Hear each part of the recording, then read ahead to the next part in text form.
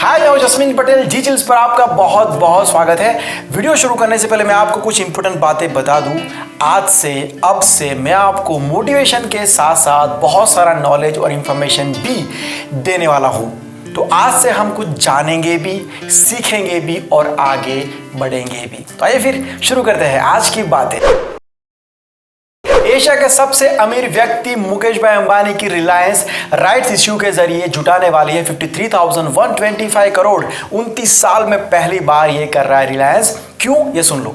इसमें जितने भी करंट इन्वेस्टर्स हैं, जितने भी एग्जिस्टिंग इन्वेस्टर्स हैं, उनके वो लोग रिलायंस के शेयर्स को खरीद सकते हैं। ऐसा इसलिए किया जा रहा है क्योंकि लॉकडाउन और कोरोना के चलते बहुत सारे इश्यूज हुए हैं, जिससे ऑयल की डिमांड कम हो गई है। उनके बाकी बिजनेस के ऊपर भी नेगेटिव इफेक्ट हुआ है। तो ये इसकी वजह से कंपनी ने ये स्टेप लिया है और ये किसी भी इंडियन कंपनी का सबसे बड़ा राइट्स इश्यू है। 2021 की शुरुआत तक जीरो नेट डेब्ट तक कंपनी को पहुंचाना, ये हमारे मोटा भाई का टारगेट है। पूरी दुनिया में वैसे लॉकडाउन के चलते हुए बहुत ही नेगेटिव चेंज तो हुआ ही है, लेकिन इसके साथ साथ पॉजिटिव चेंजेस भी हुए हैं। माइक्रोसॉफ्ट के सीईओ सत्या नडेला ने कहा है कि डिजिटल चेंज जो अगले 2 साल में होने वाले थे, वो सिर्फ 2 महीनों में हो चुके हैं। किस तरीके से घर पर बैठकर भी टीम वर्क से कंपनीज को रन किया जा सकता है, किस तरीके से कस्टमर सर्विस प्रोवाइड की जा सकती है, ये लोगों ने सीख लिया है। इन 2 महीनों में डिजिटल वर्ल्ड का क्लाउड इंफ्रास्ट्रक्चर का बहुत ही ज्यादा विकास हो गया है। हमारी इकोनॉमी टूटी है। एक्चुअली हम लोग पहले से ही तकलीफ में तो थे ही, लेकिन कोरोना के चलते हुए इकोनॉमी और ज्यादा डाउन हुई है। ऐसे में एक बहुत ही बड़ी सलाह जिस पर हम सबको गौर करना चाहिए। इन्फोसिस के को फाउंडर एनआर नारायण मूर्ति ने कहा है कि हमारी इस सुस्त अर्थव्यवस्था को पटरी पर लाने के लिए हम सभी भारतीयों को अगले 2 से 3 साल तक हफ्ते में कम से कम 60 घंटे काम करना पड़ेगा, तब जाके ये सारे लॉसेस हम कवर कर पाएंगे। आपकी इस इंफॉर्मेशन के लिए बता दूं कि जापान की मिसालें दी जाती है इस मामले में। एक वक्त ऐसा था कि जापान ऑलमोस्ट टूट गया था, लेकिन उसके कुछ ही सालों के अंदर उन्होंने पूरी दुनिया को दिखाया कि तरक्की किसे कहते हैं। और वो तरक्की जापान की गवर्नमेंट ने नहीं की थी, जापान के लोगों ने की थी। नितिन गडकरी ने एक बहुत ही अच्छी बात कही है कि इस वक्त के अंदर पूरी दुनिया चाइना को गुस्से की नज़र से देख रही है। ऐसे में यही वक्त है जो इंडिया को नई ऊंचाइयों तक ले जा सकता है। एक बहुत ही बड़ा बाउंस बैक मिल सकता है इंडिया को। दूसरे देशों की कंपनीज जो चाइना में है वहां से हटने की सोच रही है, तो चाइना के बाद इंडिया ही ऐसी जगह है दुनिया में जहां पर जगह भी ज़्यादा है, साथ साथ काम करने वाले लोग भी ज़्यादा है, टैलेंट भी है, टेक्नोलॉजी भी है। तो इंडिया के पास ये बहुत ही बड़ा मौका है। हो सकता है कि आने वाले वक्त में इंडिया की इकोनॉमी और मार्केट ऊंचाइयों को छुए। नासा एक बहुत ही बड़ा मिशन करने जा रहा है जिसका नाम है CIRES, यानी कि CubeSat imaging radar for earth science, जिसमें नासा भूकंप और ज्वालामुखी की एक्टिविटीज को पहले ही डिटेक्ट करने की कोशिश करेगा, जिसकी मदद से उन इलाकों में एडवांस पे जरूरी स्टेप्स लेके लोगों की जान बचाई जा सकती है। अर्थक्वेक के वक्त धरती से 2 टाइप्स के वेव्स जनरेट होते हैं, P एंड S, यानी कि प्राइमरी एंड सेकेंडरी। उसमें जो P वेव्स जो पहले आते हैं, लेकिन उनकी स्पीड इतनी होती है कि हम इंसान उसको महसूस नहीं कर सकते हैं। अगर हम उन्हें डिटेक्ट करना सीख जाए तो हमको थोड़ा सा वक्त मिल जाएगा बचने के लिए।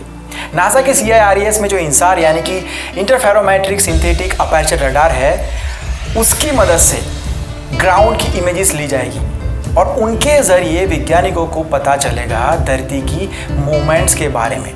नासा का कहना है कि धरती में थोड़ी सी भी मूवमेंट हुई तो सबसे पहले CIRES को पता चलेगा, वो डिटेक्ट कर लेगा।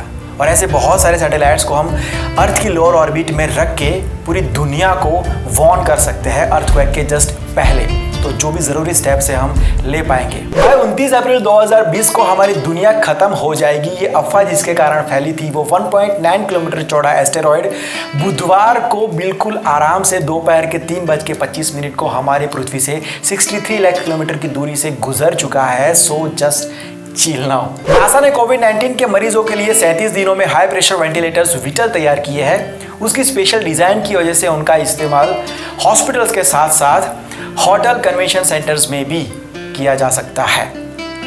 इसका उद्देश्य मरीजों को बीमारी की एडवांस स्टेज में जाने की संभावनाओं को कम करना है। Great initiative by NASA. Again, मार्च के आखिरी दिनों में CAMS यानी कि कॉपरनिकस एटमॉस्फेयर मॉनिटरिंग सर्विस के वैज्ञानिकों ने हमारी पृथ्वी के उत्तरी ध्रुव यानी कि आर्कटिक क्षेत्र के ऊपर एक बहुत ही बड़ी खाली जगह देखी थी। ये था ओजोन लेयर में पड़ा हुआ एक बड़ा सा छेद। इतना बड़ा छेद उन्होंने पहले कभी नहीं देखा था। अब ओजोन लेयर का काम क्या होता है ये हम स्कूल में पढ़ चुके हैं, आपको याद होगा। अगर नहीं है तो मैं आपको शॉर्ट में याद करा दूं कि ये हमारी पृथ्वी को सूरज के अल्ट्रावायलेट रेस से बचाता है, और अगर ऐसे ही छेद पड़ते रहे तो हमको बहुत नुकसान है, जैसे कि स्किन कैंसर, ज़्यादा गर्मी, एटमॉस्फेयर में बड़े बड़े चेंजेस, उत्तरी ध्रुव का बर्फ़ पिघलना, और ये सब हो भी रहा है आजकल। तो 23 तारीख को ये खबर आई थी कि वो जो बड़ा छेद पड़ा था आर्कटिक क्षेत्र के ऊपर वो बंद हो गया है, और इसका लॉकडाउन से कोई लेना देना नहीं है। इसलिए वैज्ञानिकों का कहना है कि ये फिर से खुल सकता है, और अगर ऐसा हुआ तो ये बड़ा चिंता का विषय है। आपको क्या लगता है कि आप पूरे के पूरे अपने DNA से ही बने हो? गलत। वैज्ञानिकों ने साबित किया है कि 5 से 8% हमारा DNA इंसान का होता ही नहीं है। तो किसका होता है भाई? वायरसेस जो हमारी बॉडी में होते हैं वो अपने जेनेटिक कोड्स भी हमारे DNA में इंजेक्ट करते हैं। मतलब कुल मिला के हम लोग 100% इंसान तो बिल्कुल भी नहीं है। Strange but very true. आजकल हम लोग क्वारंटीन शब्द को दिन में बहुत बार बोलते हैं, देखते हैं, सुनते हैं, पढ़ते हैं, लेकिन क्या हम जानते हैं कि ये शब्द कहाँ से आया है, कैसे बना है? ये शब्द की उत्पत्ति इतालवी शब्द क्वारंटा जियोर्नी से हुई है, जिसका मतलब होता है 40 दिन। दरअसल 14th सेंचुरी में एक रोग फैला था, ब्यूबोनिक प्लेग। उस दौरान जो प्रभावित इलाके थे वहाँ से जो जहाज आते थे उनको 40 दिन तक आइसोलेट किया जाता था, उस टाइम की बात है। तो वहाँ से ये वर्ड आया है क्वारंटीन। अगर कुछ नया जाना है तो वीडियो को लाइक जरूर कर देना। अमेरिका का न्यूक्लियर मिसाइल सिस्टम कितना हाईटेक होगा, क्या लगता है आपको? अमेरिका की बात है और वो भी न्यूक्लियर मिसाइल सिस्टम की बात है। सुन के थोड़ा सा शॉक जरूर लगेगा, लेकिन फिर भी सुनो। आज भी वो लोग उनके सिस्टम में फ्लॉपी डिस्क यूज करते हैं। 60 के दशक की टेक्नोलॉजी फ्लॉपी डिस्क। क्यों? ऐसा इसलिए ताकि उसको हैकर्स और थ्रेट से 100% प्रोटेक्शन दिया जा सके। आज की जो टेक्नोलॉजी है उसके ऊपर इतना भरोसा नहीं किया जा सकता, क्योंकि जितने पॉजिटिव साइड्स है उतने नेगेटिव साइड्स भी है। That's why रूबिक्स क्यूब से आप सब लोग कभी ना कभी तो खेले ही होंगे, लेकिन आपको पता है कि ये कैसे बना था? मिड 70s में professor of architecture Erno Rubik कुछ ऐसी चीज बनाने की कोशिश कर रहे थे कि उसके टुकड़ों को अलग किए बिना उन्हें मूव किया जा सके, ताकि वो स्टूडेंट्स को डिजाइन के बारे में अच्छे से समझा सके। और ऐसे करके सदी का क्रांतिकारी, सबसे क्रांतिकारी खिलौना कह सकते हैं, जिसके साथ लोग तब भी खेलते थे, हम आज भी खेलते हैं और आने वाली जनरेशन भी खेलेगी। लास्ट फैक्ट जो मैं आपको बताना चाहता हूँ वो है हमारे इरफान भाई की याद में उनकी ज़िंदगी से एक किस्सा मैं आपको सुनाना चाहता हूँ जो बहुत ही कम लोगों को पता है। NSD में जब उनका एडमिशन होने वाला था तब उनको 237 रुपये की ज़रूरत पड़ी थी, और उस टाइम पे उनके पास वो पैसे नहीं थे।